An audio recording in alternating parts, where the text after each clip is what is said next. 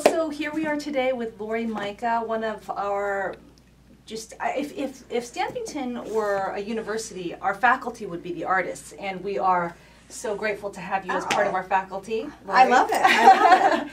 You look mighty wonderful, ready for an adventure, are you? Yes. Okay. Yeah, actually coming back from an adventure. Oh, good. 5 weeks abroad, so this is what you look like when you are well rested, I guess. Yes. Well, this is a quick interview that I wanted to do with Laurie Mika to introduce her to our audience and talk a little bit about your art.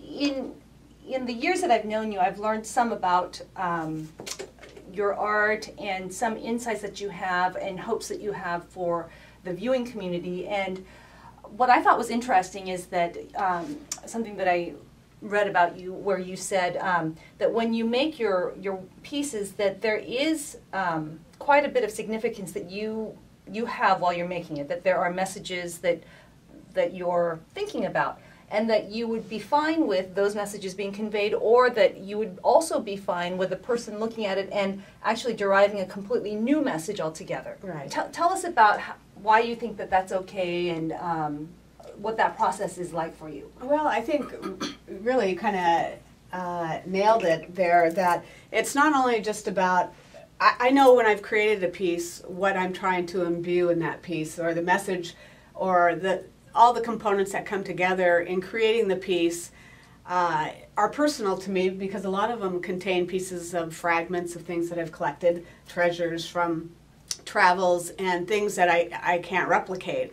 And so it goes into these pieces, and so it has a personal significance to me because it reminds me of a certain place, or you know, it just has it captures a moment in time for me.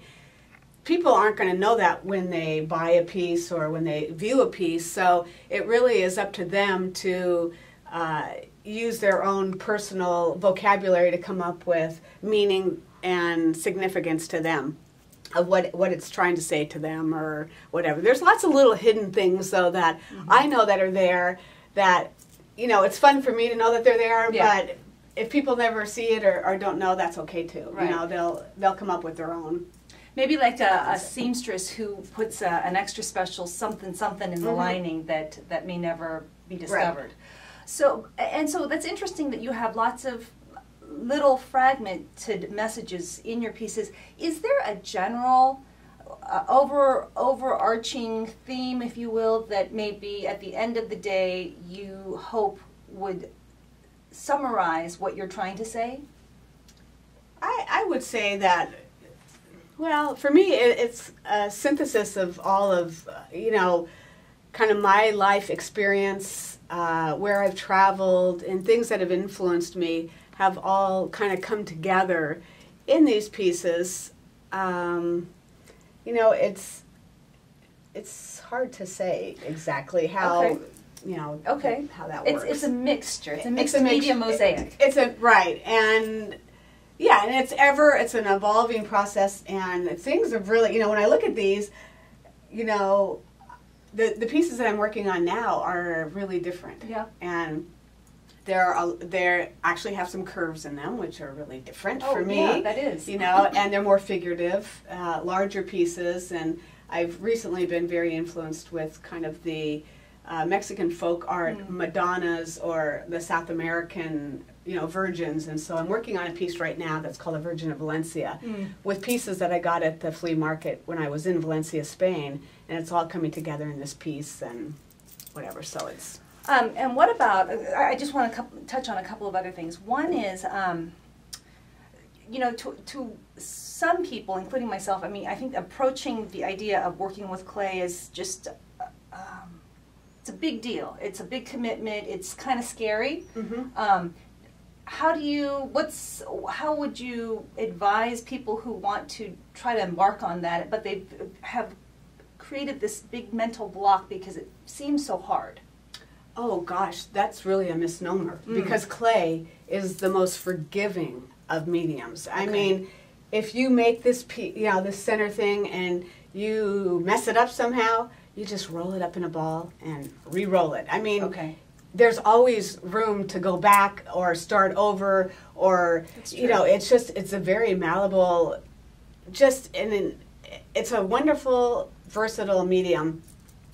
I mean, I sound like the crazy clay diva, whatever, but it's just the thing that makes it, I think, in workshops and stuff so wonderful for people to work with is the fact that it's easy to do. I mean, there isn't, you know, you roll it out and you stamp into it and you put mica powders and paint and all the rest of it, and you've created something really cool that is, it's accessible and it's fun. And to me, the main thing right now is I'm just trying to push the medium, you know, to whatever I can do to really try different techniques with the surface, adding acrylic paint to it, adding the powders, embedding things into it. So it's always about really pushing what the clay can do. Okay, so clay is more accessible than we might think. Oh yeah. And you go into that in depth in your book, which is titled Mixed Media Mosaics, right? Available on Amazon.com.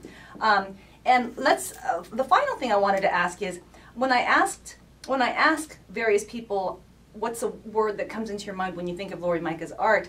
A word that frequently comes up is regal.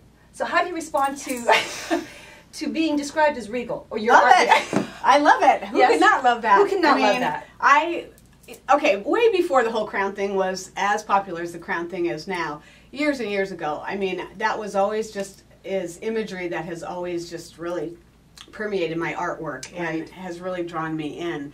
And early Renaissance art and Gothic and medieval art really are the main sources, kind of mixed in with this little Mexican folk art thing as well, that really, I think, are the major influences in my work. And so when you see a regal thing, or if that's the adjective that describes my work, then the message is getting across, because that really is truly a lot of where the influence comes from. Makes a lot of sense.